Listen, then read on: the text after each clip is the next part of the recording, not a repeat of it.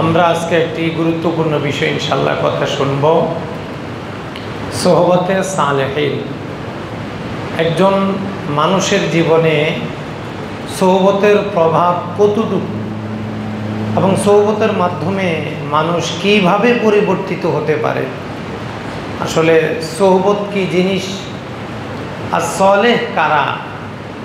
মুস্তাহিদ ইমামদের দৃষ্টিতে সোলাহা সলেহীন বলে আমরা কাদেরকে তারা বুঝিয়েছেন, আমরা কাদেরকে বোঝা উচিত, এই বিষয়টি নিয়ে আমাদের দারুন নাজাত প্রকাশনীর একটি বই আছে। বইয়ের নামে সোহবতে সালেহীন। আপনাদের সুযোগ থাকলে বইটা সংগ্রহ করে নেবেন। আমাদের মোহতারাম কুষ্টিয়ার হুজুরের লেখা, সেখান থেকে আমরা আলোচনাটা ইন্তেখাব করেছি। ওমা তাওফীক ইল্লা বিল্লাহ। সোহবত শব্দের অর্থ হলো সংস্রব, সাহচর্য, সাথে সাথে থাকা, লেগে লেগে থাকা। এটাকে আরবিতে বলে সোহবত। সাহাবায়ে কেরাম যেহেতু নবীজির সংস্রব পেয়েছেন, নবীজির সাথে সাথে থাকতেন, সব সময় লেগে লেগে থাকতেন, নবীজির সামনে থাকতেন, খুব প্রয়োজন ছাড়া দূরে এদিক সেদিক যেতেন। এই জন্য তাদেরকে সাহাবী বলা হয়। এরা হলো নবীজির সঙ্গী সাথী। সোহবত শব্দের শাব্দিক অর্থটা আমরা সহজে বুঝি। সলেহ বলতে কি বোঝানো হয়, এটা হলো আমাদের বোঝার বিষয়, যে সলে বললে আমাদের কি বোঝানো উচিত। সলে শব্দের অর্থ হলো সৎ, সততায় পরিপূর্ণ এমন ব্যক্তিকে বলে সলেহ। আমাদের আরবি অভিধানগুলোতে আমরা যদি দেখি, আরবি ভাষার যে অভিধান রয়েছে, আরবি অভিধান বিশেষজ্ঞরা সলে শব্দের ব্যাখ্যাটা এভাবে করেছেন: আল মুস্তাকিমুল মুআদ্দি লিওয়াজিবাতিহি। আল মুস্তাকিমুল মুআদ্দি লিওয়াজিবাতিহি, কর্তব্য পালনে একনিষ্ঠ, তাকে বলে সলে। কর্তব্য পালনে একনিষ্ঠ। আল্লাহ রাব্বুল আলামিনের পক্ষ থেকে দেয়া কি কি কর্তব্য, এই কর্তব্যগুলো যারা একনিষ্ঠভাবে পালন করে, এদেরকে আরবি ভাষার অভিধানে কি বলা হয়? সলেহ বলা হয়। আল মুস্তাকিমুল মুআদ্দি লিওয়াজিবাতিহি। যেহেতু এটা আরবি শব্দ, এজন্য আরবি অভিধান থেকে আমাদের এই শব্দের অর্থটা বুঝে নেওয়া, এটা আমাদের প্রথম দায়িত্ব হবে। ইমাম জুরজানি রহমতুল্লাহ আলাই তিনি একটি কিতাব লিখেছেন, কিতাবুত তারিফাত। কিতাবের নাম কি? ছাত্ররা তো খেলোয়াড়দের নাম জানে, স্পিন বোলার, পেস বোলার, আরও যত বোলার আছে সব বলতে পারে। সেরা স্পিন বোলারকে যদি বলো তারিফাতের লেখককে, বলে হা হা লা, এটা তো আমি পারি না, কারণ মোজাকারা নাই। কিতাবের নাম, কুতুবের নাম দুটোটা মুখস্থ করবা, লিখছে কে আর কি লিখছে। আমাদের কাজ হলো কিতাব বুঝানো, আয়ত্ত করা। কিতাবুত তারিফাত, ইমাম জুরজানি রহমতুল্লাহ আলাইহির লেখা। তিনি সলে শব্দের পারিভাষিক ব্যাখ্যায় বলেন, সলে হলো আস-সলিহু হুয়াল খালিসু মিন কুল্লি ফাসাদ। আকীদা এবং আমলগত বিভ্রান্তি থেকে যে মুক্ত থাকে তাকে বলে সলে। আমলি বিভ্রান্তি থেকে মুক্ত, আকীদার বিভ্রান্তি থেকেও মুক্ত। এই খালেস, এই মুক্ত, এই ব্যক্তিকে পরিভাষায় কি বলা হয়? সলেহ বলা হয়। আস-সলিহু হুয়াল খালিসু মিন কুল্লি ফাসাদ। এই ব্যাখ্যাটা কে দিয়েছেন? ইমাম জুরজানি রহমতুল্লাহ আলাইহি দিয়েছেন কিতাবুত তারিফাতের মধ্যে। ইমাম ফখরুদ্দিন রাজি রহমতুল্লাহ আলাইহি তাফসিরে মাফাতিহুল গাইবের মধ্যে তিনি সলের ব্যাখ্যায় দশম খণ্ডের 135 পৃষ্ঠায় সলে শব্দের পারিভাষিক ব্যাখ্যা দিয়ে বলছেন, ওয়াস-সলিহু আল্লাযী ইয়াকুনু সলিহান ফি ইতিকাদিহি ওয়া ফি আমালিহি। যার আমল আকীদা দুরস্ত আছে, যার আমল আকীদা কি আছে? দুরস্ত আছে, আকীদাও ঠিক, আমলও ঠিক, এমন ব্যক্তিকে বলে সলে। এমন ব্যক্তিকে বলে সৎ, এমন ব্যক্তিকে বলে মুত্তাকি, এমন ব্যক্তিকে বলে পরহেজগার। ওয়াস-সলিহু আল্লাযী ইয়াকুনু সলিহান ফি ইতিকাদিহি ওয়া ফি আমালিহি। যার আকীদা আমল দুটোটা ঠিক আছে, শরীয়তের নীতিতে উত্তীর্ণ, এমন ঠিক থাকা ব্যক্তিকে বলে কি? সলেহ। ফাইনাল জাহালা ফাসাদুন ফিল ইতিকাদ, সঠিক আকীদা সম্পর্কে অজ্ঞতা আকীদার বিভ্রান্তি। ওয়াল মাসিয়াতু ফাসাদুন ফিল আমাল, আর গুনাহ এটা হলো আমলের বিভ্রান্তি। তাহলে সঠিক আকীদার ধারণা না থাকলে হয় আকীদায় বিভ্রান্তি, আর গুনাহ করলে হয় আমলে বিভ্রান্তি। তাহলে যিনি সলে হবেন তিনি গুনাহও করবেন না, করলেও তওবা করে ফেলবেন, গুনাহ রাখবেন না, গুনার উপর তিনি ইস্তেকামাত থাকবেন না, মুদাওয়ামাত করবেন না। আর আকীদা দুরুস্ত হবে, আহলুস সুন্নাহ ওয়াল জামাতের আকীদা হবে। জুমহুরুস সালাফ যে আকীদা পোষণ করেছেন তিনি সে আকীদা পোষণ করবে। জুমহুরুস সালাফ মুস্তাহিদ ইমামদের আকীদা বিরোধী কোনো আকীদা পোষণ করবে না, তারা যে আকীদা পোষণ করেছেন সেই আকীদাই পোষণ করবেন। আহলুস সুন্নাহ ওয়াল জামাতের এই আকীদা পোষণ করবে এবং গুনাহ থেকে আপ্রাণ বাঁচার চেষ্টা করবে। এটাকে ইমাম রাজি রহমতুল্লাহ আলাই বলেছেন সলেহ। তাহলে ইমাম জুরজানি রহমতুল্লাহ আলাইয়ের ব্যাখ্যা, ইমাম রাজি রহমতুল্লাহ আলাইয়ের ব্যাখ্যা খুব কাছাকাছি, মুস্তাহিদ ইমামদের কথাগুলো খুব কাছাকাছি থাকে, একটু খেয়াল করে বুঝে নিতে হয়, বড় ধরনের পার্থক্য থাকে না। তাফসিরে খাজেনের মধ্যে ইমাম খাজেন রহমতুল্লাহ আলাই তিনি সলের পারিভাষিক ব্যাখ্যা লিখতে গিয়ে বলেন, আসলিহু মানে ইতিকাদুহু সাওয়াবুন ওয়া আমালুহু বি সুন্নাতিন ওয়া তাআতিন। সলে বলা হয় যার আকীদা ভালো এবং সুন্নত তরিকায় আমলে অভ্যস্ত, যার আমলগুলো হবে সুন্নত তরিকায় এবং যার আকীদা ভালো, তাকে কি বলে? সলে। আচ্ছা বলুন তো, আকীদা ঠিক না রেখে কোনোভাবে কি সলে হওয়া সম্ভব? ইমাম জুরজানি রহমতুল্লাহ আলাইয়ের ব্যাখ্যা আনেন আপনি, ইমাম রাজি রহমতুল্লাহ আলাইয়ের ব্যাখ্যা আনেন, ইমাম খাজেনের ব্যাখ্যা আনেন, আরও যত পৃথিবী বিখ্যাত মুফাসসিরিনে কেরাম রয়েছেন যারা মুস্তাহিদ ইমাম, তারা সলেহ বলে বুঝিয়েছেন যার আমল আকীদা দুরুস্ত আছে, যার আমলের মধ্যে ঘাটতি নাই, আমলের মধ্যে ত্রুটি নাই, ত্রুটি হলেও তওবা করে বারবার রুজু করে ফেলে, যার আকীদার মধ্যে জাবরিয়া, কাদরিয়া, মুশাব্বিয়া, মুআত্তিলা, মুজাসসিবা, খারিজি, রাফিজি, ওয়াহাবি, তাইমি এই জাতীয় কোনো বাতিল আকীদা যার আকীদার মধ্যে নাই তাকে বলে সলেহ। তাহলে আমরা যদি সলেহ হতে হয় মুস্তাহিদ ইমামদের থেকে আমরা কি বুঝলাম? আগে আমাদের আকীদা দুরুস্ত করতে হবে, আকীদা ঠিক করতে হবে। যদি সলেহ হতে হয় প্রথমে আমাদেরকে কি করতে হবে? সবাই একটু আমার সাথে বলতে হবে। আমরা যদি সলেহ হতে চাই তাহলে আমাদেরকে প্রথমে কি করতে হবে? আকীদা ঠিক করতে হবে, তারপরে সাথে সাথে আমলও দুরুস্ত করতে হবে। সেটা কি নিজের মন গড়া আমল নাকি সুন্নত তরিকায়? সুন্নত তরিকায় আমল। আমরা একামতে দ্বীনের আলোচনায় বলেছি, একামতে দ্বীন মানে আগে আকীদা ঠিক করা। একামতে দ্বীন মানে কি? নিজের আকীদা ঠিক করা, নিজের আমল ঠিক করা, সামর্থ্য অনুযায়ী অন্যের আমল আকীদা নিয়ে ব্যস্ত থাকা, সামর্থ্য অনুযায়ী অন্যের আকীদা আমল ঠিক করা, দাওয়াত দেওয়া। দেখেন একামতে দ্বীনের ব্যাখ্যায় মুস্তাহিদ ইমামগণ যে কথাটা বলেছেন ওর কাছাকাছি কথাই কিন্তু মুস্তাহিদ ইমামগণ সলের ব্যাখ্যায় বলেছেন, মানে ইতিকাদুহু সাওয়াবুন ওয়া আমালুহু বি সুন্নাতিন ওয়া তাআতিন। যার আকীদা সঠিক এবং আমল হবে সুন্নত তরিকায় তাকে বলা হয় সলেহ। তাকে কি বলা হয়? তাহলে বোঝা গেল কারো যদি আকীদা ঠিক নাও থাকে, শুধু আমল ঠিক থাকে, তাকে সলেহ বলা হবে, তাই না?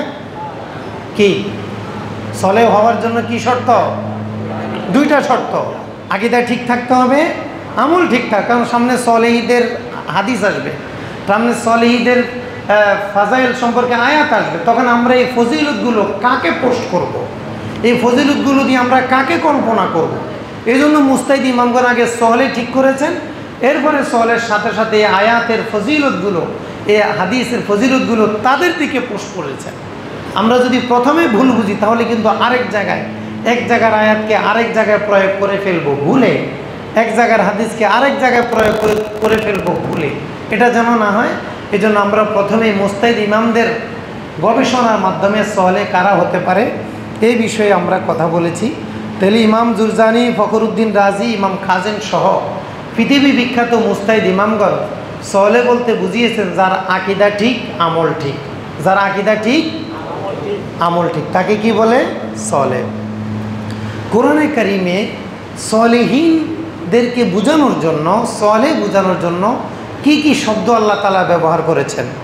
9টি শব্দ আল্লাহ তাআলা কোরআনে কারিমে ব্যবহার করেছেন। মুত্তাকিন, আউলিয়া, মুসলিহুন, মুহতাদুন, সাদিকিন, খাশিঈন, আবিদিন, মুহসিনিন, মুনিবিন, এই শব্দগুলো দ্বারা সলিহিনদেরকে বোঝানো হয়েছে। যেখানে সলিহিনের আলোচনা সেখানে মুত্তাকিদের আলোচনা, যেখানে মুত্তাকিদের আলোচনা সেখানে মুনিবিন মুহসিনিনের আলোচনা। এগুলোকে আমরা বলতে পারি এগুলো সিনোনিমস। সলের সিনোনিমস হলো এই শব্দগুলো। সলিহিনের যে প্রতিশব্দ কোরআনে কারিমে এসেছে সেগুলো হলো এই 9টা শব্দ। অতএব কোরআনে কারিমের যেখানে আমরা এই 9টা শব্দ পাবো সেখানে আমরা ধরে নেব এই সংজ্ঞায়িত বিশেষ ব্যক্তিকে বোঝানো হচ্ছে। আমাদের কল্পিত নিজেদের মন গড়া কোনো ব্যক্তিকে এখানে বোঝানো হচ্ছে না। সালিহিনদের বৈশিষ্ট্য সম্পর্কে আল্লাহ রাব্বুল আলামিন কোরআনে হাকিমে ইরশাদ করেছেন, তাকশাইরু মিনহু জুলুদুল্লাযীনা ইয়াখশাউনা রাব্বাহুম সুম্মা তালিনু জুলুদুহুম ওয়া কুলুবুহুম ইলা যিকরিল্লাহ। যারা সালিহিন হবে, মুত্তাকি হবে, এদের বৈশিষ্ট্য হলো এদের আল্লাহর ভয়ে এদের শরীরের যে লোম আছে, পশম আছে, এগুলো শিহরিয়ে ওঠে, দাঁড়িয়ে যায় আল্লাহর ভয়ে। যখন জাহান্নামের কথা শুনে, যখন নিজের অপরাধের কথা মনে পড়ে, আমি অপরাধ করে ফেলেছি, সাথে সাথে গায়ের লোমগুলো খাড়া হয়ে যায়, শিহরিয়ে উঠে, শরীর ফুলে যায়।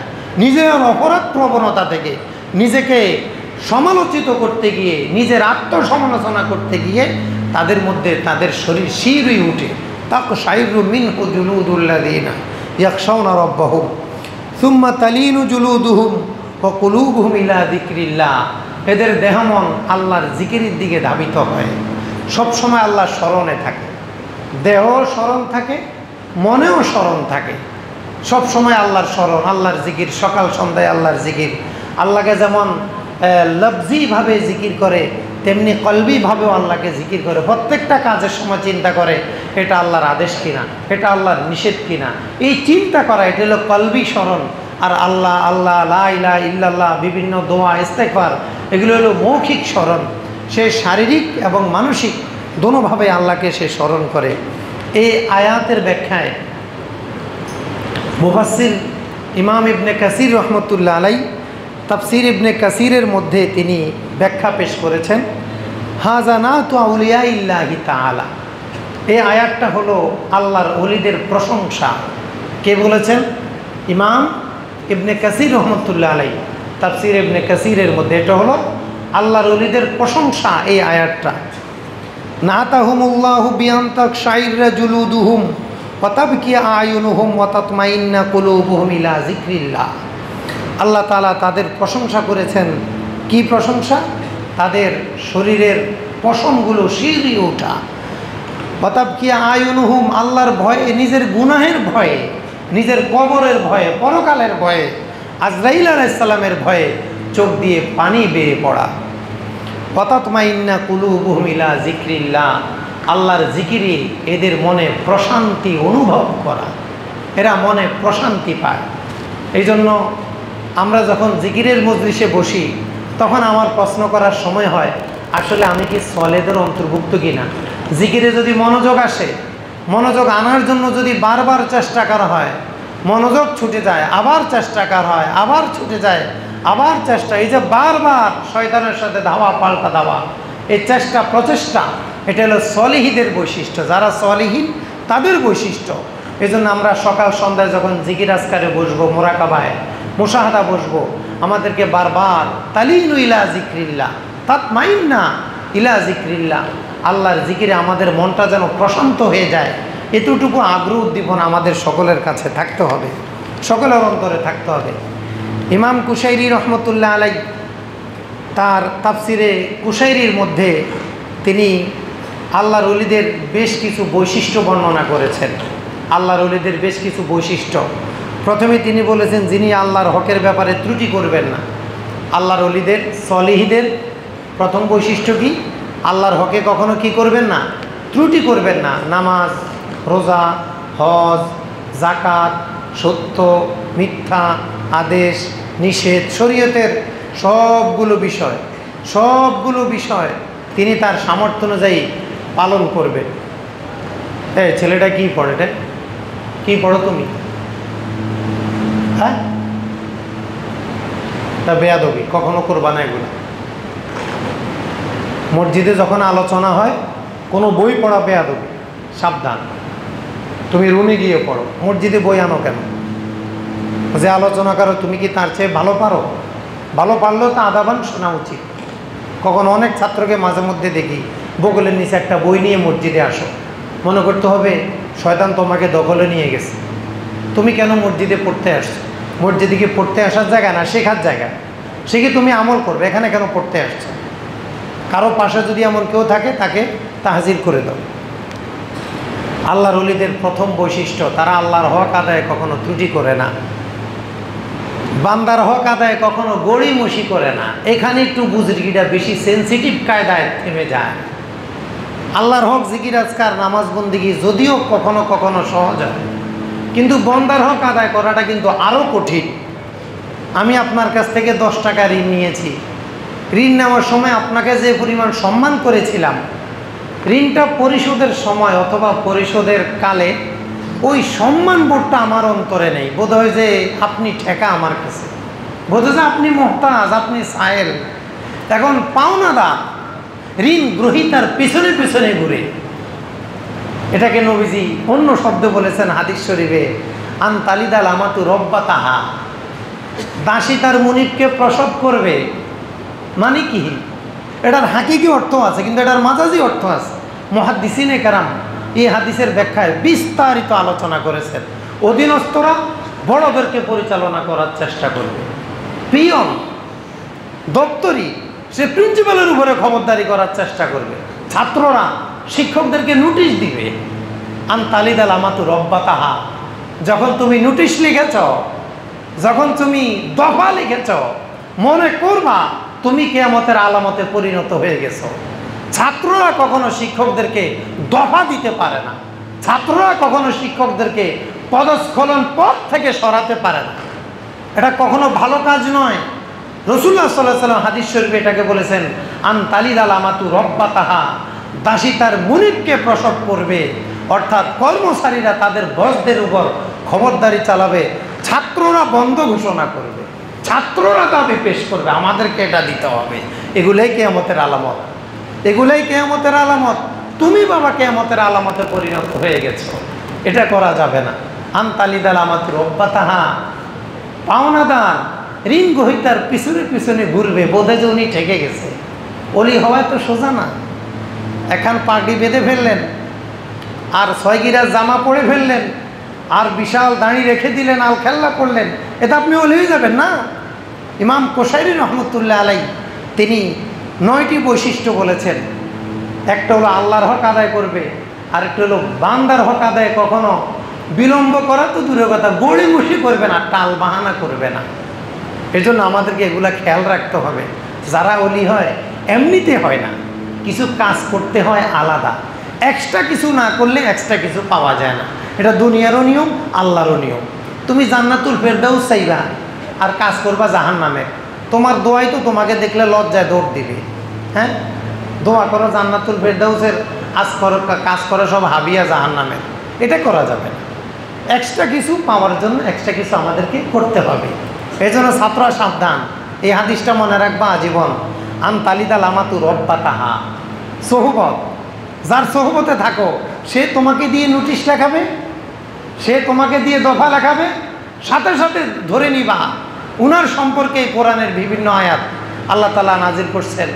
তুমি যখন তোমার জীবনের বড় ধরনের ক্লান্তি দেখবা, বড় ধরনের পরাজয় দেখবা, তখন তুমি বলবা ইয়া ওয়াইলাতা লামাত্তাখিজ ফুলানান খালিলা, হায়রে বেয়াদবের সাথে যদি না চলতাম, এই বেয়াদবকে যদি বন্ধু না বানাতাম, ওস্তাদের সমালোচক, মাদ্রাসার সমালোচক, আলেম ওলামার সমালোচক, অলি আউলিয়ার সমালোচক, এদের সঙ্গে যদি না যেতাম কতই না ভালো হতো। কিন্তু সেদিন তো আফসোস করে কোনো ফায়দা হবে না। এজন্য সাবধান, অলি হতে হলে এক্সট্রা কিছু করতে হয়, সলে হতে হলে তোমাকে মুস্তাহিদ ইমামরা যে সংজ্ঞা দিয়েছেন সে হলেই তোমাকে সাজাতে হবে, তাহলে তুমি সলিহীনের মর্যাদা পেয়ে যাবা। বন্দার হক আদায় গড়িমসি না করা। শিক্ষকের উচিত মোতালা করে ক্লাসে যাওয়া। সব ছাত্র পড়ে কি না সামর্থ্য অনুযায়ী শিওর হওয়া। কোনো শিক্ষক যদি মোতালা ছাড়া ক্লাসে যায় তার বেতন সম্পূর্ণ নাজায়েজ, মোত্তাফাক আলাইহি ফতোয়া। দুনিয়ার কোনো মুফতি এর বিরুদ্ধে ফতোয়া দিবে না। বাস্তবতা এটাই। ওয়াইলুল লিল মুতাফফিফিন আল্লাযীনা ইযা তালু আলান নাসি ইস্তাওফুন ওয়া ইযা কালুহুম আও ওয়াজানুহুম ইউখসিরুন। পড়েন, তাফসীর পড়েন, 10টা তাফসীর পড়েন, বড় বড় দখম যে তাফসীর, 10টা তাফসীর পড়েন। সকল মুফাসসিরে কেরাম লিখছে অধিকার বুঝে নেওয়ার সময় গুনে গুনে নেয়, আরেকজনেরটা দেওয়ার সময় শৈথিলের সাথে দেয়। মাস শেষে যখন অফিস থেকে বেতন নেয় তো খুব গুনে গুনে নেয় SMS আসছে কিনা মাসিক বেতন। আর যখন পড়াইতে যাক পড়ার সময় নাই। হ্যাঁ, আপনি ছাত্রদেরকে পড়ায় বেতন নেবেন, বেতন নেওয়ার সময় বলবেন যে আরও দেন, আরও দেন, আরও দেন, আরও দরকার। আর যখন আমরা বলবো যে পড়ে আসেন, পড়ে আসেন, পড়ার সময় নেই। যার পড়ার সময় নেই তার বেতন নেওয়ারও সময় না থাকা উচিত ছিল। কিন্তু যার বেতন নেওয়ার সময় হয়, মোতালার সময় হয় না, আপনি তো ওয়াইলুল লিল মুতাফফিফিনের অন্তর্গত ফোকায়ে কেরামের ফতোয়া পড়েন, দেখেন কথা ঠিক আছে কিনা। এজন্য সাবধান, যার দায়িত্ব সে পালন করবে, বন্দার হক আদায় করতে হবে। প্রত্যেক ছাত্রের উচিত শিক্ষকের হক আদায় করা। শিক্ষকের শান নষ্ট হয় এমন কথা বলা তো দূরের কথা, ইশারাও ব্যবহার না করা, ইশারাও ব্যবহার না করা। কোনো শিক্ষককে হ্যাঁ হেনস্থা করে কথা বলা, এটা জিন্দেগি বরবাদ হওয়ার কারণ, এটা বন্দার হক নষ্ট হয়। সলে হওয়ার জন্য দ্বিতীয় বৈশিষ্ট্য, বন্দার হক আদায়ে গড়িমসি না করা। ছাত্রদের উচিত শিক্ষকের হক আদায় করা, সন্তানের উচিত মা বাবার হক আদায় করা, মা বাবার উচিত সন্তানের হক, সবগুলা বন্দার হক। শিক্ষকের উচিত ছাত্রের হক আদায় করা, মাদ্রাসার হক আদায় করা, সবাই সবার হক আদায় করা। বান্দার হক আদায় যদি গড়িমসি করে তাহলে সে সলেই হতে পারে না। আমরা তো সবসময় একচেটিয়া কথা বলি, আপন পক্ষের অধিকারের কথা বলি না। একজন ছাত্রের অধিকার আছে, সে যখন গণিত বুঝবে না দাঁড়ায় প্রশ্ন করবে যে স্যার আপনি যে বললেন মনে করি এক্সের মান টু, মনে এটা করলেন কে, মনে করলেন কে স্যার? আবার স্যারের ক্লাসে এসে শুরু করে ধরি এক্সের মান টু, স্যার আপনি ধরলেন কেন, একটু আমাকে বুঝাই দেন। আদবের সাথে বলতে হবে, আদবের সাথে প্রশ্ন করতে হবে। এখন স্যারে যদি এমন করে, হুজুরে যদি এমন করে, তুই আমার কাছে প্রাইভেট পড়স না, তোরে 5-6 বার ইঙ্গিত দিছে আমার কাছে পড় পড় পড়, পাস করবি, অসভ্য, আমার কাছে প্রাইভেট পড়স না, আবার আসলে ধরছি কেন, এই ধমক টমক দিয়ে দাম করে বসাই দিল, কানের উপরে কয়েকটা হেলিকপ্টার লাগাই দিল, বস। এখন তো ছাত্র তো ডরে ভয়তে এই 1 বছরে যত পড়া না বুঝবে, কোনোদিন আর হুজুরে আর স্যারের প্রশ্ন করবে না। আপনার জন্য আল্লাহ তাআলা নাজিল করেছেন সূরা মুতাফফিফিন, আজকে মোতালা করেন আপনার অবস্থান কোথায়, পড়ে নেন। কেন আপনি ছাত্র প্রশ্ন করার পরে ধমক দিলেন কেন? আপনি বন্দার হক আদায় করেন নাই। ছাত্রের উচিত প্রশ্ন করার আগে দেখতে হবে আমার শিক্ষকের প্রশ্নের উত্তর প্রদানের সক্ষম কিনা। যদি আমার ওভার কনফিডেন্স থাকে যে হ্যাঁ আমার স্যার, আমার হুজুর এই প্রশ্নের উত্তর দানের সক্ষম, তাহলে আদবের সাথে প্রশ্ন করব। আর যদি আমি মনে করি না, আমি যেই ট্যালেন্টফুল প্রশ্ন করব, এটা আমার স্যার হুজুরে নাও দিতে পারে, নাও পারতে পারে, আদব হলো ক্লাসে প্রশ্ন না করে স্যারের রুমে যাওয়া, হুজুরের রুমে যাওয়া, হুজুর এই জিনিসটা তো বলছেন, আমি তো আসলে বুঝি নাই, আসলে কি করতে পারি। তখন হুজুর বলবে, স্যার বলবে, আসলে বাবা এটা আমি তো বুঝি না, আচ্ছা আমি মোতালা করে তোমাকে বলবো। এই তো মানুষের সামনে, ছাত্রদের সামনে শিক্ষককে অপমান করা, এটা কোনো ছাত্রের জন্য উচিত হবে না, জিন্দেগি বরবাদ হয়ে যাবে। এটা হলো বন্দার হক। ঠিক সমাজের প্রতিটি ক্ষেত্রে বন্দার হক, এটা আলাদা একটা আলোচ্য বিষয়। আজকে আমাদের আলোচ্য বিষয় হলো সোহবতে সালেহীন, যিনি শাস্তির ভয়ে শুভ পরিণামের আশায় নগদ লাভের উদ্দেশ্যে আল্লাহর ইবাদত করে না, লাভের আশায় ইবাদত করে না। আল্লাহ বলেছেন, আল্লাহ বলেছেন আল্লাহকে ভালোবাসি, এই জন্য যিনি ইবাদত করে তাকে বলে সলে। এটার অর্থ এটা নয় যে জান্নাতের আশায় ইবাদত করা যাবে না। আমরা বলছি এটা এক্সট্রা কোয়ালিটি। এই এক্সট্রা কোয়ালিটি থাকলে এক্সট্রা কিছু আমরা পেয়ে যাব। তা আমরা ইবাদত করব আল্লাহকে রাজি খুশি করার জন্য। হ্যাঁ, কেউ যদি জান্নাতের জন্য ইবাদত করে, ইবাদত হবে, কিন্তু সে এক্সট্রা কোয়ালিটিটা সে আর পাবে না। যিনি সকলের অধিকার পূর্ণ করাকে ওয়াজিব মনে করেন, ইমাম কোশাইরি রহমতুল্লাহ আলাইহি বলছেন সলের বৈশিষ্ট্য, কারো থেকে নিজের অধিকার কামনা করেন না, কারো থেকে নিজের অধিকার কামনা করেন না। দুইজনে একসাথে হয়েছে, ভাই 1 গ্লাস পানি দেন তো, এটা একটা বদ অভ্যাস। সব সময় বড় ভাই ছোটো ভাইদেরকে পানি দাও, এটা দাও, সেটা দাও। এক ছাত্র আমাকে বলতেছে, ঘরের ছোটো ভাই হওয়া যে কত বড় অপরাধ, ডেলি ডেলি আমি টের পাই। কী হয়েছে? আমরা সবাই যখন একসাথে বসি, আব্বাও বলে পানি দাও, আম্মা, বড় ভাই বলে পানি দাও, মেজো ভাই বলে পানি দাও, ঘরের চাকর, আর সবাই হলো আমার মনিব। হায়া দেখো, ইসলামের বিধান না জানার কারণে কিভাবে আমরা হুকমি জুলুম করি, গোপন জুলুম, যে কারো কাছ থেকে নিজের আশা না করা। তোমার পানি দরকার, তুমি পানি নাও। আমার মনে আছে, আমার এই বর্তমান 43 বছর বয়স হবে, আমার বড় ভাই জীবনে আমাকে বলে নাই যে 1 গ্লাস পানি দাও। এবং আমি এটা, আমরা 5 ভাই, কখনো ভাইকে দেখি নাই যে আরেক ভাইকে বলতে 1 গ্লাস পানি দাও। ওই দেখছি আমরা যখন আম্মার খাটে বসি, কল অনেক দূর উঠে গিয়ে পানি খেয়ে আবার এখানে রেখে দেয়। এই জন্য সব বইতে থাকে না, কিছু ঘর থেকে শিখে আসতে হয়। আমাদের অভিভাবকরা মনে করে এটা বোধহয় অ্যাপোলো ইস্পাত কোম্পানির মিল, এখানে ম্যাটেরিয়াল ঢুকাই দিব, ওদিক দিয়ে স্টিল বের হয়ে যাবে। না, ম্যানফিল্ড এমন হয় না। অ্যাপোলো ইস্পাত ওটা নিজের কোনো বুদ্ধিচক্র নাই, ওটা যে পদার্থ ঢুকাবেন আরেক দিয়ে ওটাই বের হয়ে যাবে। কিন্তু একটা প্রতিষ্ঠান হলো ম্যানফিল্ড, এখানে মানুষের নিজস্ব স্বাধীনতা আছে, চাহিদা আছে, তাকে ঢুকেলে সে ডাইনে বামে করে সে ডিসকোয়ালিফাইড হয়ে যেতে পারে। এজন্য কিছু জ্ঞান বাসা থেকে দিতে হয়। তাহলে অন্যের কাছে কি করা যাবে না, নিজের কোনো আশা করা যাবে না। চলে হওয়া একটু কঠিন আছে, শুয়ে শুয়ে চলে হওয়া যায় না, অলস ব্যক্তি চলে হতে পারে না।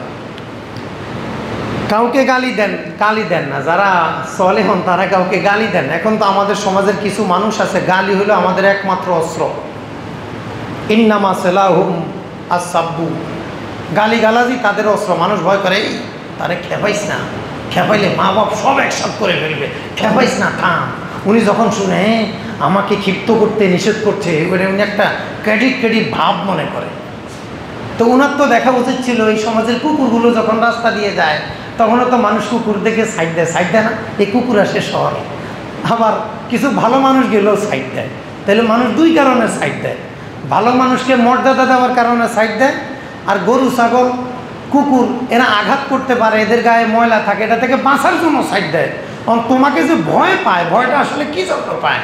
তুমি কি কুকুর দেখে বুঝো না? এখনই কি তোমার বুঝার সময় হয় না? আর কবে বুঝবা তুমি? আল্লাহ হেদায়েত দান করুক ভাইদেরকে। কারো প্রতি হিংসা করেন না। যারা চলে হবেন তারা কি করবে না, হিংসা করবে। এখন হিংসা তো আমাদের একবারে নৈতিক দায়িত্বে পরিণত হয়ে গেছে। হ্যাঁ, অমুক মাদ্রাসার প্রিন্সিপাল আমাকে হতে হবে, ভাইস প্রিন্সিপাল মিলে আন্দোলন করে প্রিন্সিপালকে সরাই দেবে। সময় আসছে, অনুকূল পরিবেশ আসছে, বাদামের সাথে বাতাসের আবহাওয়া মিলে গেছে। অতএব 1 মিনিটের প্রিন্সিপাল নাই, কি হয়েছে, পিটায় এই করে সেই করে প্রিন্সিপাল হুজুর নাই, শেষ, হুজুর শেষ। হিংসা আমাদের এখন নৈতিক দায়িত্বে পরিণত হয়ে গেছে। এটা এখন অপরাধ না, এটা নৈতিক দায়িত্ব। আপনি কেন আমার আগে গেলেন? আমি আগে যাইতে পারি আর না পারি, কমপক্ষে আপনাকে পিছাইতে হবে। প্রয়োজনে আমিও জায়গায় থাকবো, আপনিও জায়গায় থাকবেন। আমার ঘরের পাশে আপনি বিল্ডিং করবেন, আমার হলো টিন শেড ঘর, তা কি হয়? এমন সিস্টেমে করা, ওই রাজুকে রিপোর্ট দেওয়া যে এই সমস্যা প্ল্যানে মিলে না। হিংসা এখন আমাদের নৈতিক দায়িত্বে পরিণত হয়ে গেছে। সাবধান, এটা আলাদা আলোচ্য বিষয়। কি আমরা কি হিংসা করব? কেউ হিংসা আছে না আছে বুঝবো কিভাবে? কুলতুলির সাহেবুল্লাহ রহমতুল্লাহ বলতেন যে শোনো, কারো উন্নতি দেখলে খুশি হবা, কারো উন্নতি দেখলে খুশি হবা, বেজার হবা না। এই যে খুশি হও, এটাই তোমার সরলতার প্রমাণ। আমার একজন ছাত্র আমার চাইতে ভালো পারে, এটা কি খুশির বিষয় না কষ্টের বিষয়? আমার একজন মোমেন ভাই ভালোভাবে সমাজে বিচরণ করছে, খুব সুন্দরভাবে দিন কাল যাপন করছে, এটা কি আমার জন্য দুঃখের বিষয় না আনন্দের বিষয়? আনন্দের বিষয়। এখন এটা হয়ে গেছে হিংসা করলে এটার মতো দুঃখ আর নাই। কি যে দুঃখ হিংসায়! হিংসুক সে খেয়েও শান্তি পায় না, না খেয়েও শান্তি পায় না। এই জন্য তারা চলে হবে, তারা কখনো কি করবে না, হিংসা করবে না। দানের ক্ষেত্রে কারো অনুসরণ করবে না, বরং অন্যের আগে নিজে আগে দান করবে। ইমাম কোশাইরি রহমতুল্লাহ আলাইহি বলছেন যে সে নিজে আগে দান করবে। আমাদের এই যে এখন কোথায় মসজিদের দান বাক্সা চলে, আমাদের অনেকে পকেটে একবারে ঝেড়ে টেরে নতুন একটা জামা গায়ে দিয়ে মসজিদে আসে।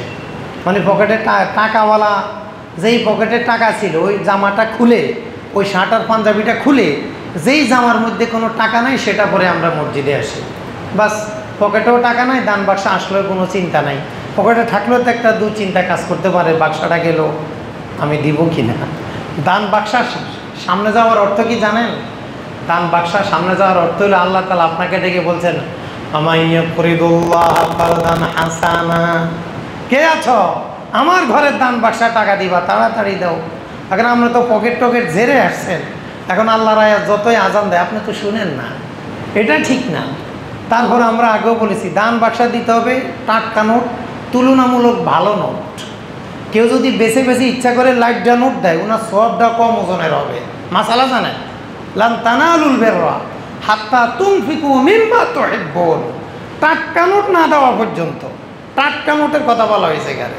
টাটকা নোট তোমার কাছে যেটা খসখসে ভালো লাগে, চকচকে ঝকঝকে লাগে, এটা না দেওয়া পর্যন্ত তুমি পুরা নেকি পাবা না। মসজিদের দান বাক্সা খুললে যত প্যারালাইজড নোটের চরমতম সমাবেশ দেখা যায়, দুনিয়ার যত পচা নোট সব আমাদের দেশের মসজিদের দান বাক্সে আর ফকিরের ঝুলিতে।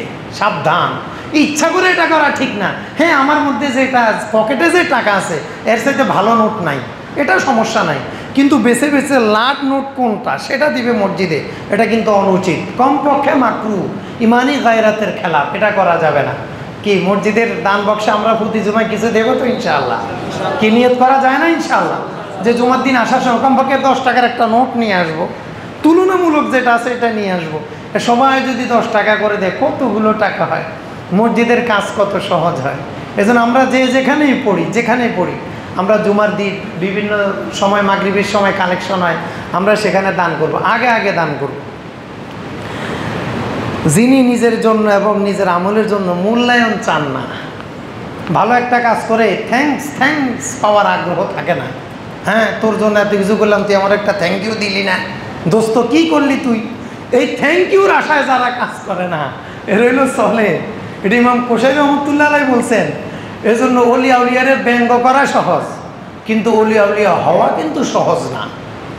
অলিয়া উলিয়া হওয়া কিন্তু সহজ না। যারা অলি হন তারা কখনো প্রতিশোধ পরায়ণ হন না, শত্রুর বাড়ির রাস্তাটাকেও ঢালাই করে দেয়, যে তার বিরুদ্ধে মামলা দেয়, 50-এরও বেশি মামলা দেয়, প্রতিদিন লক্ষ লক্ষ টাকা মামলা ব্যয় করে, ওই শত্রুর বাড়ির সামনের রাস্তাটাকেও ঢালাই করে দেয়। এটা হলো বেলায়াতে কামেলার প্রমাণ, যে শত্রুকেও কখনো ক্ষতি করে না। ওরই এত সহজ না তো। আমাকে যে এই ছোটোখাটো পেন্সিল ব্যাটারির কলম, এই বেলায়েতের মাকাম আমাদেরকে দিলে সমাজের সব মানুষ তো প্রথম দিনে অভিশাপে শেষ হয়ে যেত, যেই পরিমাণ অভিশাপের অভ্যাস আমাদের। এজন্য ওলিদের আল্লাহ তাআলা এই পাওয়ারটা ওই ব্যক্তিকেই দেন, যেটাকে যেখানে সেখানে যত্রতত্র ব্যবহার করবেন না। আমরা সোহবতে সালিহিনের মধ্যে সলিহিনের পারিভাষিক পরিচয় বলেছি এবং সলিহিনদের যে বৈশিষ্ট্য সে সম্পর্কে আমরা কিছু কথা বলেছি। এখন আমরা শুনব কোরআনে কারিমে সলিহিনদের সম্পর্কে আল্লাহ তাআলা কি বলেছেন।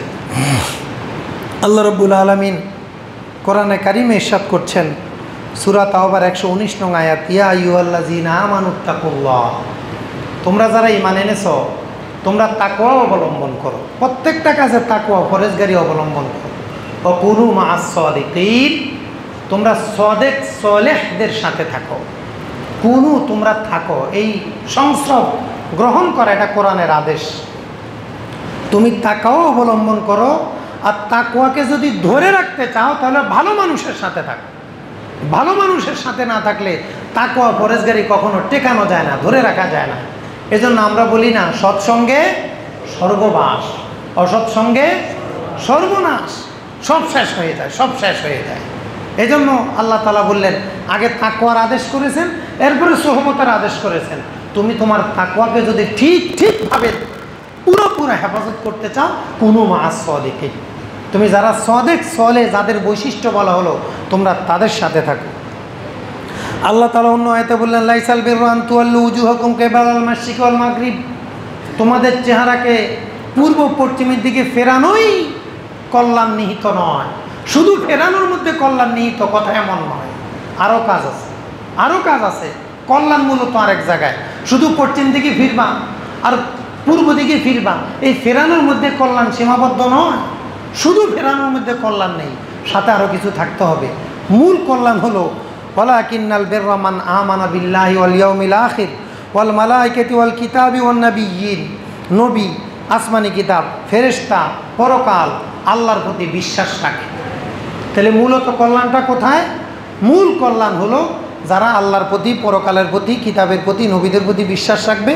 ওয়া আতাল মালা আলা হুব্বিহি যাবিল কুরবা ওয়াল ইয়াতামা ওয়াল মাসাকিন ওয়া ইবনাস সাবিল ওয়াস সাইরিন ওয়া ফির রিকাব, সম্পদের প্রয়োজন থাকা সত্ত্বেও, আমার টাকার প্রয়োজন আছে, আগ্রহ আছে, তারপরেও সম্পদকে দান করা, কাদেরকে? আত্মীয় স্বজনকে দান করা, এতিম মিসকিনকে দান করা, অসহায় পথিকদেরকে দান করা।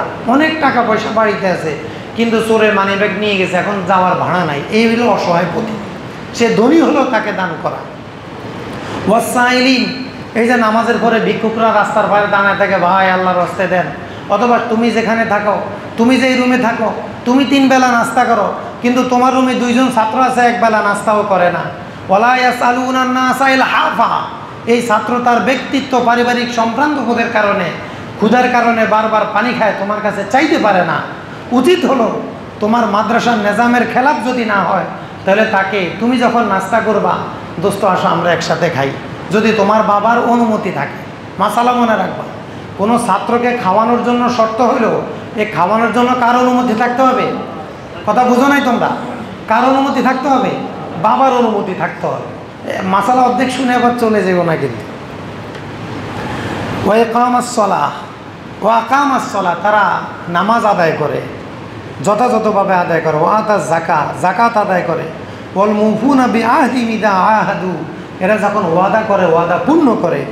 ওয়াসসাবিরিনা ফিল বাসাই ওয়াদ-দাররা, দুঃখ দুর্দশায়, দুর্দিনে তারা সবর করে, আল্লাহর আদেশের অপেক্ষায় থাকে, আল্লাহর ফয়সালার অপেক্ষায় থাকে, সবরে থাকে। ওয়াহিনাল বাস, জিহাদের ময়দানে তারা সবর ইখতিয়ার করে। উলাইকাল্লাযীনা সাদাকু, এরা হলো সাদিকিন, এরা হলো সলিহিন। তাহলে দেখো আল্লাহ তাআলা এখানে সলিহিনের আলোচনা, সাদিকিনের আলোচনা শুরু করেছেন কিন্তু ঈমান দিয়ে। কি দিয়ে বলেন? কি দিয়ে? ঈমান দিয়ে। ওয়ালাকিন্নাল বিররা মান আমানা বিল্লাহ। তাহলে সলেহ, সাদিক, মুহসিনিন, মুত্তাকিন, মুনিবিন, এদের প্রথম বৈশিষ্ট্য হলো বিশুদ্ধ আকীদা পোষণ করা, এরপরে হলো বিশুদ্ধ আমলে নিজেকে সাজিয়ে তোলা। ওয়াউলাইকা হুমুল মুত্তাকুন, যারা সাদিকিন তারাই মুত্তাকিন, যারাই সাদিকিন তারাই মুত্তাকিন। আল্লাহ তাআলা রাসূল সাল্লাল্লাহু আলাইহি ওয়াসাল্লামকে আদেশ করে বলছেন, ওয়াসবির নাফসাকা মা আল্লাযীনা ইয়াদউনা রাব্বাহুম বিল গাদাতি ওয়াল আশি ইউরিদুনা ওয়াজহা। আপনি নিজেকে লাগায় রাখেন, আটকায় রাখেন, এদের সাথে রাখেন। কাদের সাথে? আল্লাযীনা ইয়াদউনা রাব্বাহুম বিল গাদাতি ওয়াল আশি, যারা সকাল সন্ধ্যা আল্লাহর জিকির করে। সকাল সন্ধ্যা কি করে? কি করে? আল্লাহর জিকির করে। অর্থাৎ সকাল থেকে সন্ধ্যা, সন্ধ্যা থেকে সকাল, এটাও ব্যাখ্যা হতে পারে। মাগরিবের নামাজ, ফজরের নামাজ, এশার নামাজ, এটাও ব্যাখ্যা হতে পারে। অর্থাৎ আল্লাহর জিকিরে ফিকিরে থাকে, সকাল সন্ধ্যা ওজিফা পালন করে, ইরশাদ পড়ে, দুরূদ শরীফ পড়ে, তেলাওয়াত করে। এই যে সাহাবী ইউরিদুনা ওয়াজহা, আল্লাহকে পাওয়ার আশা এগুলা করে। তাহলে সকাল সন্ধ্যার ওজিফার কথা বলা হয়েছে এখানে। এই জন্য জান্নাতে সরকারি খানা কয় বেলা জানেন? 2 বেলা। জান্নাতে সরকারি খানা কয় বেলা? হ্যাঁ, বেজার হয়ে গেছে, তাই কি জান্নাতে জানেন? দুনিয়াতে খাই 7 বেলা, জান্নাতে খাওয়াবে আল্লাহ 2 বেলা। জান্নাতে সরকারি খানা কয় বেলা? আরে এদের তাফসিরে, এই জাতীয় এদের তাফসির মুফাসসিরিনে কেরাম বলেছেন, আল্লাহ তাআলা দুনিয়াতে 2 বার ওজিফার কথা বলেছেন, বিল গাদাতি ওয়াল আশি সাব্বিহুহু বুকরাতান ওয়া আসীলা। সকাল সন্ধ্যার ওজিফা, এটা মূলত জান্নাতে 2 বেলা খানার অল্টার। দুনিয়াতে যদি এই 2 বেলা ওজিফা করো, হক্কানি পীরের ওজিফা করো, আল্লাহর জিকিরি ফিকিরে ব্যস্ত থাকো, তাহলে তুমি জান্নাতে যাবো। আর জান্নাতে এই খানার অল্টার, এই ইবাদতের অল্টার বিকল্প হলো 2 বেলা খানা। এখন আমরা তো আমাদের কিছু ছাত্রতা আছে 8-9 বেলা খাওয়া লাগে, তারপরে পেটের উপরে হাত দিয়া বলে হুজুর ক্ষুধা লাগছে। হ্যাঁ, এখন কি করা? ওটা হলো জাপানি ইঞ্জিন, তেল খায় বেশি, প্রচুর খায়। মাশাল্লাহ খাও, বন্দা যখন বিসমিল্লাহ বলে খায় আর আলহামদুলিল্লাহ দিয়ে শেষ করে, তখন আল্লাহ খুশি হয়। যতবার খাওয়া ততবার বিসমিল্লাহ বলে আলহামদুলিল্লাহ বলবা, হিসাব মাপ। হালাল হলেই হলো, কোনো সমস্যা নেই। এখন জান্নাতের খানা যে 2 বেলা, আমাদের কি হবে? না, সরকারি খানার টাইম 2 বেলা। এই 2 বেলা সাধারণত সবাই খাবে। এরপর তোমার যা মনে চায়, মা তাদাউন, যা মনে চায় তাই খাইতে পারবা। তোমার বোর্ডিংয়ে খাবায় 2 বেলা, কিন্তু তুমি যে খাও 5 বেলা, মনে চায় বিস্কুট খাও, এটা খাও, সেটা খাও, মুড়ি চানাচুর খাও। ছাত্র জীবনে মুড়ি চানাচুর খাওয়া ঠিক না, সময় নষ্ট হয়। কমপক্ষে মাকরু হওয়া উচিত। মুড়ি চানাচুর খেতে যে পরিমাণ সময় লাগে, এতে কোনো তুমি 12 প্রকার টেন্স মুখস্থ করতে পারবা। এই জন্য এমন খানা খাওয়া যেটা অল্প সময় শেষ হয়ে যায়। তাহলে জান্নাতে 2 বেলা খানা সরকারি, আর দরকারি খানা যখন মনে চায় তখন। কি এখন আর কোনো আপত্তি আছে? না, খানা ঠিক থাকলে ইনশাল্লাহ আমরাও ঠিক থাকবো। ওয়ালা তাদু আইনাকা আনহুম তুরিদু জিনাতাল হায়াতিদ দুনিয়া। আল্লাহ তাআলা বললেন, হে নবী, পার্থিব কারণে আপনি এদের থেকে কখনো চোখ গুটায়ে নেবেন না, আপনার ভালোবাসার খেয়ালকে সরাই নেবেন না। অতএব তুমি যতই দেখো একজন দরবেশ মসজিদে বসে থাকে, কি আর বুঝে না? আল্লাহ তাআলা ওয়ালা তাদু আইনাকা আনহুম, যারা সকাল সন্ধ্যা ওজিফা করে, সকাল সন্ধ্যা আল্লাহর জিকির করে, এদের থেকে কখনো বেখেয়াল হওয়া যাবে না, তুচ্ছ তাচ্ছিল্য করা যাবে না এদেরকে। ওয়ালা তুতি মান আগফালনা কলবাহু আন যিকরিনা, যাদের অন্তরকে আমার জিকির থেকে ভুলিয়ে দিয়েছি এদের অনুসরণ করবেন না। যারা আল্লাহর জিকির করা বোঝে না, যারা কোরআন তালাওয়াত করা বোঝে না, যারা দ্বীনি ইলম অর্জন করা বোঝে না, যারা খানকার গুরুত্ব বোঝে না, যারা মাদ্রাসার গুরুত্ব বোঝে না, ওয়ালা তুতি, এদের অনুসরণ করা যাবে না। সাবধান, কোরআনে নিষেধ আসছে। যারা মাদ্রাসার গুরুত্ব বুঝো না, যারা ইবাদতের গুরুত্ব বুঝো না, জিকির আজকারের গুরুত্ব বুঝো না, তেলাওয়াতের গুরুত্ব বুঝো না, তোমাদের অনুসরণ করতে কিন্তু আয়াতে নিষেধ করা হয়েছে। ওয়ালা তুতি মান আগফালনা কলবাহু আন যিকরিনা ওয়াত্তাবা হাওয়া ওয়া কানা আমরুহু ফুরুতা। এদের নফসের পূজারি, নফসে যেটা বলে এরা সেটাই করে। ওয়াত্তাবা হাওয়া, নফস যেটা বলে এরা সেটাই করে, এদের অনুসরণ করা যাবে না। ও আমরু ওয়া কানা আমরুহু ফুরুতা, আর এদের প্রত্যেকটা কাজ সীমাতিক্রম, প্রত্যেকটা কাজ সীমা ছাড়িয়ে যায়। ওস্তাদদের বিরুদ্ধে আন্দোলন, ওস্তাদদেরকে দফা দেওয়া, হে আনতালিদেল আমাতুর অব্বাতাহা, ছাত্র হাদিস এটা ভুলে যাবা না। পড়ছো তোমরা? মেশকাতের 2য় হাদিস পড়ছো না? আলেমের সিলেবাসে আছে না? অনুবাদ পড়ে চলে যাবা না, একটু থামবা, মাঝে মধ্যে একটু থামবা। তোমাদের গাড়িগুলো দেখো না, কাউন্টার গাড়িগুলো কাউন্টারের সামনে গিয়ে একটু থামে, যাত্রী আছে কিনা জিজ্ঞাসা করে, এরপরে নিয়ে ছাড়ে। তোমরা হাদিস পড়ার সময় একটু থামবা, যে আসলে আমি হাদিসের ধমকের অন্তর্ভুক্ত হয়ে গেলাম কিনা, একটু খেয়াল রাখতে হবে। তাহলে কি আমরা কি কখনো বেয়াদবি করব? কখনো বেয়াদবি করব না। মাদ্রাসার নিজাম আমরা মেনে চলব, স্কুলের নিজাম আমরা মেনে চলব, ইউনিভার্সিটির নিজাম আমরা মেনে চলব। ভার্সিটিকে, প্রতিষ্ঠানকে আমরা নিজাম দিতে যাব না। আমরা ছাত্র আদব নিয়ে থাকবো। আল্লাহ তাআলা আমাদেরকে যুগের শ্রেষ্ঠ মর্যাদার আসন ইনশাল্লাহ সমাসীন করে দিবেন। এজন্য আদব হলো আমাদের জিনত, আদব হলো আমাদের মূল। আল্লাহ তাআলা সোহবতের গুরুত্ব দিয়ে অন্য আয়াতে বলছেন, ওয়াত্তাবি সাবিলা মান আনাবা ইলাইয়া, যারা আমার অভিমুখে, আমার পথে চলে তাদের অনুসরণ করো। তো অনুসরণ করতে তো সাথে থাকতে হয়, তাকে ভালোবাসতে হয়, তাকে বুঝতে হয়, ধারণ করতে হয়। তাহলে আল্লাহওয়ালাদের পথে চলতে আল্লাহ তাআলা এখানে বলেছেন, সলেহিনদের পথে চলতে বলেছেন। আল্লাহ রাব্বুল আলামিন কোরআন হাকিমের আরেকটা আয়াতে আল্লাহ তাআলা 2টা চিত্র ইরশাদ করছেন, যে কেউ যদি খারাপ বন্ধু গ্রহণ করে তার আফসোসটা কেমন হবে, আর ভালো বন্ধুর প্রয়োজনীয়তাটা কেমন। ওয়ায়াউমা ইয়া'আদ্দু যালিমু আলা ইয়াদাইহি, অপরাধীরা তাদের হাত কামড়াবে। হাত, এটা আমরা অনেক সময় বুঝি না যে হাত কামড়ায় কেন। মানুষ যখন নিজেকে লোড নিতে পারে না, নিজের আত্মবিশ্লেষণ যখন বুঝে না, তো নিজের রাগে নিজের মাথা নিজে কামড়ায়, নিজের মুখে নিজে ঘুষায়, নিজের বুকে নিজে মারে। এই যে আত্মহুতি, যেটা মানুষের যে নিজেকে বিশ্লেষণ বুঝে না, আত্মহত্যার কাছে যায়, এর আগের স্তরগুলো হলো হাত কামড়ানো। ওয়ায়াউমা ইয়া'আদ্দু যালিমু আলা ইয়াদাই, জালিমরা হাসরের মাঠে হাত কামড়াবে, আফসোসের চোটে, ভয়াবহতা দেখে, পেরেশানির লোডে হাত কামড়ানো শুরু করবে। ইয়াকুল, আর বলবে, ইয়া লাইতানি ইত্তাখাযতু মা'আর রাসূলি সাবিলা, হায়রে দুনিয়াতে যে নবী রাসূল এসেছিলেন, নবী রাসূলদের যে নায়েব আলেম ওলামা এসেছিলেন, তাদের সংসদ যদি অবলম্বন করতাম, তাদের সাথে থাকার যদি একটা ব্যবস্থা অবলম্বন করতাম, আজকে আমাকে হাত কামড়াতে হতো না। এই জন্য অনেক ভাইদেরকে দেখা যায় আলেম ওলামাকে কটাক্ষ করে কথা বলে, অলিয়া উলিয়াকে কটাক্ষ করে কথা বলে। সাবধান, হাত কামড়ানো লাগবে কিন্তু পরকালে। আল্লাহ তাআলা আমাদেরকে হেফাজত করুন। তাহলে আল্লাহ রসুলদের সংস্রবের ব্যবস্থা করে যদি আসতাম, তাহলে তো আমাকে আজকে হাত কামড়ানো লাগতো না, আফসোসের ছোটে।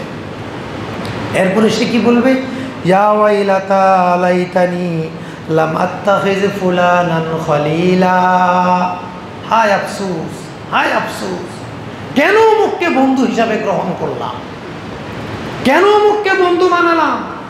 যার মধ্যে এলেমের মায়া নাই, যার মধ্যে মাদ্রাসার মায়া নাই, যার মধ্যে খানকার মায়া নাই, যার মধ্যে মুস্তাহিদ ইমামদের অনুসরণ নাই, যার মধ্যে মুস্তাহিদ ইমামদের প্রতি শ্রদ্ধাবোধ নাই, তাকে কেন বন্ধু বানালাম? এই আফসোসেই শুধু নিজের হাত নিজে কামড়াবে। এজন্য সাবধান, যে কাউকে বন্ধুরূপে গ্রহণ করা যাবে কি? ভাইরা কি আপনারা বুঝতেছেন আমার কথা? যে কাউকে বন্ধুরূপে গ্রহণ করা যাবে না, সাবধান। চায়ের দোকানে বসবেন, কার সাথে বসবেন? বিয়ে অনুষ্ঠানে যাবেন, কার সাথে যাবেন? কার বিয়েতে যাবেন? কিভাবে যাবেন? এগুলো আপনাকে ঠিক করতে হবে, নয় কিন্তু আপনি ওই দিন পেরেশানির মধ্যে পড়ে যাবেন। ইয়া ওয়াইলাতা লাইতানি লাম আত্তাখিজ ফুলানান খলিলা। হায় আফসোস, অমুককে যদি বন্ধু না বানাতাম। এমন ছাত্রকে কেন বন্ধু বানালে? যার সাথে চলার কারণে ক্লাসের আগ্রহ থাকে না। এমন ছাত্রকে কেন বন্ধু বানালে? যার সাথে চলার কারণে মা বাবার প্রতি শ্রদ্ধাবোধ থাকে না। এমন ছাত্রকে কেন বন্ধু বানালে? যার সাথে চলার কারণে উস্তাদদের দিকে চোখ রাঙায়ে কথা বলতে তোমার মধ্যে ইতস্ততার বোধ পয়দা হয় না। এমন ছাত্রকে কেন বন্ধু বানালে? যার সাথে চলার কারণে মাদ্রাসার বিরুদ্ধে কথা বলতে, উস্তাদদের শানে আঘাত দিয়ে কথা বলতে তোমার ভ্রু কুঞ্চিতও হয় না। এমন ছাত্রকে কেন বন্ধু বানালে? এই জন্য ছাত্ররা সাবধান, এমন কাউকে বন্ধু বানাবে না যে বন্ধুত্বের কারণে তোমাকে পরকালে আফসোস করে চিৎকার দিয়ে কাঁদতে হবে অসহায়ের মতো। এটা করা যাবে না। পরকালে না, শুধু কর্মজীবনেই তোমাকে কাঁদতে হবে। তুমি ঠিকমতো পড়বা না, ক্লাস করবা না, লেখাপড়া করবা না, মাদ্রাসার নিজাম মানবা না, উলিয়া উলিয়ার সমালোচনা করবা, উস্তাদদের সমালোচনা করবা, উনার একটা রুহানি বার্তা তোমার গায়ে পড়বে, তোমার সারাটা জীবন বরবাদ হয়ে যাবে। বরবাদি দেখা যায় না, মনে রাখবা ছাত্ররা, মনে রাখবা, বরবাদি দেখা যায় না, সবার বরবাদি দেখা যায় না। তুমি দেখতে পারো একজন অনেক বড় চাকরি পেয়েছে, তুমি দেখতে পারো তার অনেক টাকা পয়সা আছে, তুমি দেখতে পারো তার অনেক আনন্দ বিলাস বিনোদনের পর্যাপ্ত ব্যবস্থা আছে, কিন্তু তাকে জিজ্ঞাসা করে দেখো সে শান্তিতে আছে কিনা। আল্লাহুম্মা আনতাস সালাম ওয়া মিনকাস সালাম তাবারাকতা ইয়া যাল জালাল ওয়াল ইকরাম। এসি লাগাইলে শান্তি আসে না, জেনারেটর চাললে শান্তি আসে না, এসি গাড়িতে উঠলে শান্তি আসে না। শান্তি আর শান্তির আসবাব এক না। এসি এটা হলো শান্তির আসবাব। এসি চলতেছে, তোমার পেট ব্যথা শুরু হয়ে গেছে, শান্তি আসে না গেছে? তোমার বেতন হলো মাসে 2.5 লাখ টাকা, ওষুধ খাওয়া লাগে 2 লাখ টাকার, শান্তি আসে না গেছে? গেছে। এই জন্য সাবধান, খুব সাবধান। এমন কাউকে বন্ধু বানানো যাবে না যাকে বন্ধু বানালে আমার এলমি জীবন নষ্ট হয়ে যাবে, আমার আদবের জীবন নষ্ট হয়ে যাবে, আমার আকীদা নষ্ট হয়ে যাবে, আমার উস্তাদদের প্রতি বদ ধারণা আসতে পারে, আমার অলি আউলিয়ার প্রতি বদ ধারণা আসতে পারে। এমন কাউকে বন্ধু বানানো যাবে কি? সবাইকে বুঝতেছ ছাত্ররা? খুব খেয়াল রাখতে হবে, সাবধান। ইয়া ওয়াইলাতা লাইতানি লাম আত্তাখিজ ফুলানান খলিলা। আরেকটা মনে থাকবে, আমার সাথে একটু বলেন আপনারা। ইয়া ওয়াইলাতা লাইতানি লাম আত্তাখিজ ফুলানান খলিলা। ইয়া ওয়াইলাতা লাইতানি লাম আত্তাখিজ ফুলানান খলিলা। সাবধান, আমার পরকাল, আমার কবর, আমার হাসর, আমার নশর, আমার কবরে কষ্ট হতে পারে, এমন কাউকে আমরা কখনো বন্ধু বানাতে পারি না। আল্লাহ রাব্বুল আলামিন কোরআন হাকিমের অন্য আয়াতে সলিহিনদের পরিচয় বলেন, আমাইয়ুতি আল্লাহ ওয়ার রাসূল, যারা আল্লাহ এবং রসুলের আনুগত্য করে, ফাউলাইকা মাআল্লাযীন, এরা থাকবে ওই সকল ব্যক্তির সাথে, আনআমাল্লাহু আলাইহিম, আল্লাহ যাদের উপর অনুগ্রহ করেছেন। তারা কারা? মিনান নাবিয়্যিন, অনুগ্রহপ্রাপ্ত মানুষদের প্রথম শ্রেণী হলো নবী। এজন্য নবীদের গুনাহ নাই। ভাইরা, নবীদের কি নাই? বলেন, নবীদের কি নাই? নবুতের আগেও গুনাহ নাই, পরেও গুনাহ নাই। নবুতের আগেও গুনাহ নাই, পরেও গুনাহ নাই। আকীদার কিতাব বুঝে না, বাংলা অনুবাদ করে জায়গায় জায়গায় পেঁচ লাগায়, নিজে নিজে অনুবাদ করে, বুঝে না এই অনুবাদের কি উদ্দেশ্য। এজন্য নবীদের কোনো কি হয় না? বলেন, নবীদের কি হয় না? আল আম্বিয়া মাসুমুন, সকল নবী নিষ্পাপ। নবীদের সগীরা গুনাহ নেই, কবিরা গুনাহ নেই। অতএব নবীদের শান বিরোধী কোনো ইতিহাস লেখা হারাম, নবীদের শান বিরোধী কোনো শব্দ চয়ন করা হারাম, এটা জায়েজ নেই। ওয়াসিদ্দিকিন, নবীদের একান্ত সঙ্গী সাথী যারা, বিশেষ কয়েকজন সিদ্দিক, ওয়াসশুহাদা, শহীদ, ওয়াসসালিহিন, এই 4 শ্রেণীর মানুষের সাথে থাকবে। ওয়াহাসুনা উলাইকা রাফিকা, বন্ধু হিসাবে এরা কতই না উত্তম। আল্লাহ তাআলা বললেন, যদি বন্ধু বানাতে চাও তো যারা সলে তাদেরকে তোমরা বন্ধু বানাও। অন্য হাতে আল্লাহ তাআলা বলছেন, ইয়া আইয়ুহাল্লাযীনা আমানুত্তাকুল্লাহ, হে ঈমানদারগণ তোমরা তাকওয়া অবলম্বন করো। ওয়াবতাগু ইলাইহিল ওয়াসিলা, এই আল্লাহকে পাওয়ার জন্য তোমরা ওসিলা অবলম্বন করো। তাফসিরে রুহুল বায়ানের মধ্যে ইমাম ইসমাইল হাক্কি রহমতুল্লাহ আলাইহি বলছেন, আর ওসিলা হলেন হক্কানি আলেমগণ এবং তরিকার পীর মাশায়েখ। ওয়াবতাগু ইলাইহিল ওসিলা, এই আয়াতের ব্যাখ্যায় তাফসিরে রুহুল বায়ান, কিতাবের নাম কি? তাফসিরে রুহুল বায়ানের মধ্যে এই আয়াতের ব্যাখ্যায় বলছেন, এখানে ওসিলা বলতে হক্কানি আলেম ওলামা এবং পীর মাশায়েখকে বোঝানো হয়েছে। এই জন্যই আমরা কিন্তু একজন ওলির সান্নিধ্যে থাকি। এই জন্যই আমরা কিন্তু সারসিনা শরীফের হাতে বায়াত, সারসিনার পিসা হুজুরের হাতে বায়াত। হুজুর কেবলা আমাদেরকে যেভাবে আমলে নির্দেশনা দেন, যেভাবে রাজনৈতিক নির্দেশনা দেন, আমরা সেভাবে চলার চেষ্টা করি। কেন? আল্লাহ তাআলা বলেছেন, ওয়াত্তাবি সাবিলা মান আনাবা ইলাইয়া, যারা আমার ওলি তোমরা তাদের অনুসরণ করো। এই জন্য সম্মানিত উপস্থিতি, আমরা আমাদের এই দারুন নাজাত সিদ্দিকা কামিল মাদ্রাসা সারসিনা শরীফের আদর্শে পরিচালিত। আমরা সকল শিক্ষক সারসিনা দরবার শরীফের একজন নগণ্য মুরিদ, শুভাকাঙ্ক্ষী। আমরা আমাদের ছাত্ররা এমনই হবে, এটাই আমাদের আশা, এবং এই জন্যই আমরা এত সুন্দর পরিবেশ করেছি, যেন দিনই একামতে দিন যেন আমরা করতে পারি, প্রত্যেকটা মানুষের অন্তরে যেন একামতে দিন করতে পারি। এই জন্য আমাদের এই সুন্দর ইলমি, এই আমলি পরিবেশের আয়োজন। আল্লাহ তাআলার শুকরিয়া। আগামী 20 তারিখ সারসিনা শরীফের বুদ্দিনিশিন পীর হুজুর, পীর সাহেব হুজুর কেবলা আমাদের মাঝে তার শিখ আনবেন। আমরা অত্যন্ত ভক্তি শ্রদ্ধার সাথে হেদায়েতের নিয়ে ইনশাল্লাহ মাহফিলে আসবো। কি ভাই, নিয়ত করা যায় না? ইনশাল্লাহ সবাই নিয়ত করেন, আমরা হেদায়েতের নিতে মাহফিলে আসবো, সবাই হেদায়েতের নিতে আসবো। এই যে সোহবতে সালিহিন, এই সলেহ উনাদের সোহবতে আসবো নিজের স্বার্থে, অন্যের স্বার্থে না। আমি মাহফিলে আসবো আমার স্বার্থে, আমি অন্যের স্বার্থে মাহফিলে আসবো না, আমার হেদায়েতের জন্য। এই জন্য আমরা এই মাহফিলকে আল্লাহ তাআলা যেন আমাদের হেদায়েতের উসিলা হিসাবে কবুল করেন। এই মাহফিলকে যেন উম্মতের নাজাত ও ইজ্জতের উসিলা হিসাবে কবুল করেন। ওয়াবতাগু ইলাইহিল ওয়াসিলা।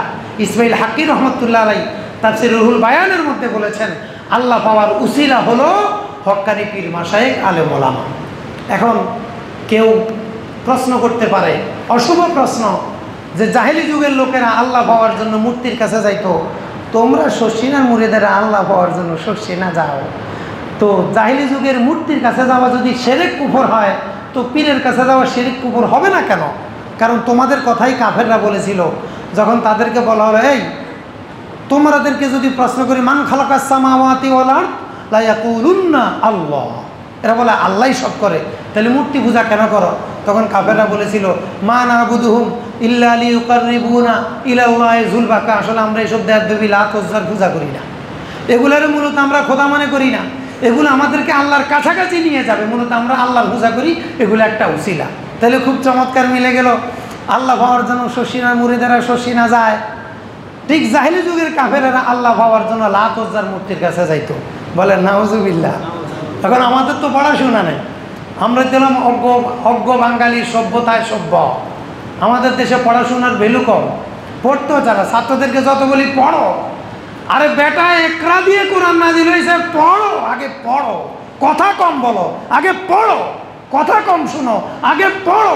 এখন পড়ার সময় নেই আমাদের, গল্প মারার সময় আছে, গুরুস্থানে আড্ডা মারার সময় আছে, বিভিন্ন পার্টিতে যাওয়ার সময় আছে, পড়ার সময় নেই। পড়ো, তোমাকে আগে পড়তে হবে।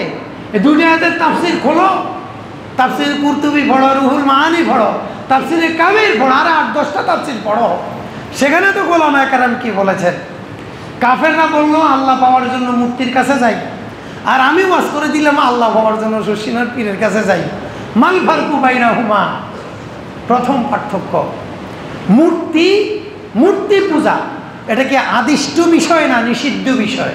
বলেন, সবাই বলতে হবে। দোতলা, তৃতীয়, চতুর্থ, পঞ্চম তলা যারা কথা শুনছেন, মাঠে সহ দেরিতে আসছেন, একটু বসেন। আমরা তো অনেক আগে আসছি, আসেন পরে জানো, আগে একটু বসাই আপনাদেরকে, রাগ হবেন না।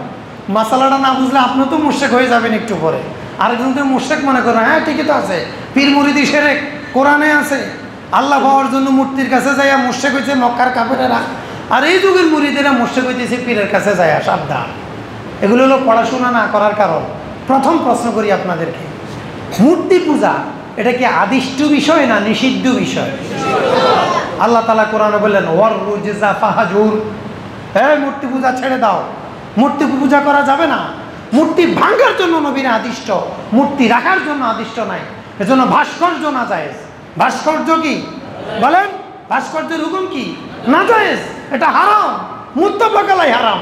কেউ যদি এটাকে জায়েজ মনে করে তার ঈমান থাকবে না। ভাস্কর্য হারাম, এটা মূর্তি সভ্যতা, হিন্দু সভ্যতা, ইসলামী সভ্যতার চরম দ্বন্দ্ব এটার সাথে। এজন্য ভাস্কর্য জায়েজ নাই, যে কার হোক। নবীদেরও ভাস্কর্য জায়েজ নাই, তা আমাদের ভাস্কর্য আসবে কোত্থেকে? এগুলো আমাদের যারা রাষ্ট্রীয় দায়িত্বশীল তাদেরকে একটু সচেতন হওয়া উচিত। যেখানে সেখানে যে কোনো ইমোশনকে কাজে লাগাইয়ে শিরক কুফরের দিকে জাতিকে নেওয়া ঠিক না। মূর্তি পূজা নিষিদ্ধ বিষয়। মূর্তি পূজা বলেন, মূর্তি পূজা নিষিদ্ধ বিষয়। আর হক্কানি আলেম ওলামার কাছে যাওয়া এটা কি নিষিদ্ধ বিষয় না আদিষ্ট বিষয়? আমরা গত জুমায়ের আগের জুমায় বলেছি ওয়াত্তাবে সাবিলা মান আনাবা ইলাইয়া ফাসালু আলা যিকরিন কুনতুম লা তাআলামুন ইহদিনাস সিরাতাল মুস্তাকিম সিরাতাল্লাযিনা আনআমতা আলাইহিম। এই যে আয়াতগুলো আল্লাহ তাআলা কোরআনে যে বললেন, এগুলো সব আহলুল্লাহ যারা, এদের কাছে যেতে আদেশ করেছেন।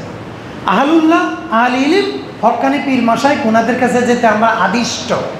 আর মূর্তির কাছে যেতে আমরা কি নিষিদ্ধ, আমাদেরকে নিষিদ্ধ করা হয়েছে। তাহলে আপনি কি করলেন? একটা নিষিদ্ধ বিষয়ের উপরে আদিষ্ট বিষয়কে অনুমান করলেন। আমাদের দেশে বলে না পাগলের মাথা খারাপ। ভাই, পাগলের মাথা খারাপ হয় কেন? কথাটা তো হইল না, তো বাহুল্য দোষ না। পাগলের মাথা খারাপ না, গোটা ঠিক আছে, পাগলের মাথা খারাপ হয়। এটা কোনটা? যারা সাধারণ পাগল, স্বাভাবিকের রাস্তাঘাটে চলে, এটা হইলো পাগল। আর যে পাগলের বস্ত্র থাকে না, ওরে খাওয়াইতেও যাওয়া যায় না, পড়াইতেও যাওয়া যায় না, একটু একটু আদরও করা যায় না, এটাকে বলে পাগলের মাথা খারাপ। এটাকে কি বলে? কথা বুঝেন নাই? যে কাছেও যাওয়া যায় না, এটা কি পাগলের? এই জন্য পাবনা যে পাগলা গাউত আছে, সেখানে কিন্তু পাগল দুই প্রকার, আর পাগলও প্রকার আনে দুই প্রকার, পাগল দুই প্রকার। একটা হলো সাধারণ পাগল, আর একটা হলো পাগলের মাথা খারাপ, অস্বাভাবিক পাগল। এটার জন্য 6 নম্বর ছেলে রাখে। কত নম্বর ছেলে রাখে? আরে ঢাকা যে মেন্টাল হাসপাতাল, সেখানেও দুই পদ্ধতি, পাগল দুই প্রকার। এক প্রকার পাগল বান্ধা থাকে, আর এক প্রকার পাগল ছাড়া থাকে। তো যে সকল পাগলের মাথা খারাপ এগুলোরে বেঁধে থাকে, আর যেটা শুধু পাগলে মোজাররাত, শুধু পাগল, এটাকে ছাড়া রাখে হাসপাতালের ভিতরে। বুঝেন নাই? যখন কোরআন হাদিস না বুঝার কারণে পাগলের মাথা খারাপ হয়ে যায়, তখন সে মূর্তি পূজার সাথে আহলে ইলম মুজতাহিদ ইমামদের কাছে আসা যাওয়াকে তুলনা করে, বলেন এটা কি পাগল হলো না পাগলের মাথা খারাপ হলো? তাহলে মূর্তি পূজা আদিষ্ট না নিষিদ্ধ? আর মুজতাহিদ ইমামদের কাছে যাওয়া আদিষ্ট না নিষিদ্ধ? বলেন, নিষিদ্ধ বিষয় কি কখনো আদিষ্ট বিষয়ের অনুমান হতে পারে? এই জন্য আমরা বলি তোমাদের অনুমানটা সঠিক না। এখন যাদের পড়াশোনা তারা তো শুনে বাবারে দলিল তো ভালোই দিচ্ছে, আর আমরা তো সব হইলাম জাহেলে মোরাক্কাব। আমাদের দেশের মানুষ আমরা অধিকাংশই বোকা। এই জন্য হুজুরা যেটা বলে ঠিক কি না, ঠিক কি ঠিক তুমি বুঝছো, ঠিকের মাতু পালাই কি কিচ্ছু বুঝো না, ঠিক। আর আমরা হুজুরা বলে ঠিক কি না, এগুলো আসলে ঠিক না। তাহলে বলেন ওয়াত্তাবে সাবিলিয়া মান আনাবা ইলাইয়া, হক্কানি পীরের কাছে যেতে হবে কি হবে না? আর মূর্তির কাছে যাওয়া যাবে কি যাবে না? ওটা হইলো হারাম, এটা হলো ওয়াজিব। আর ভাই একটা হারাম আর ওয়াজিব কিভাবে মাকিজ চালাই অজিল্লাত হতে পারে? ওই জন্য পড়াশোনা না করলে যা হয়। তাহলে আমরা সারসিনা শরীফের সিলসিলাকে অনুসরণ করি কি পীরকে পাওয়ার জন্য না আল্লাহ পাওয়ার জন্য? বলেন বলেন, কাকে পাওয়ার জন্য? আমাদের মরহুম হুজুর শাহ মোহাম্মদ মহিবুল্লাহ রহমতুল্লাহ বলতেন, কোনো পীর যদি পীর মুরিদ পাওয়ার জন্য বায়াত করে এটা শিরক, কোনো মুরিদ যদি পীরকে পাওয়ার জন্য বায়াত হয় এটাও শিরক। পীর মুরিদ করবে আল্লাহকে চেনানোর জন্য, মুরিদ পীরের কাছে আসবে আল্লাহকে পাওয়ার জন্য। এটাই ওয়াত্তাবে সাবিলা মান আনাবা ইলাইয়া ওয়াবতাগু ইলাইহিল ওয়াসিলা। আমাদের সালিহিনের জন্য আমরা ওলিয়া আউলিয়ার কাছে যাই। আল্লাহ তাআলা আমাদের সকলকে হক্কানি পীর মাশায়েখের তত্ত্বাবধানে থেকে আকীদা আমল দুরুস্ত করে সালিহিনদের অন্তর্ভুক্ত হয়ে আল্লাহ রাব্বুল আলামিনের প্রিয় বান্দাদের সাথে হাসরের মাঠে থাকার তৌফিক দান করুক, আমিন।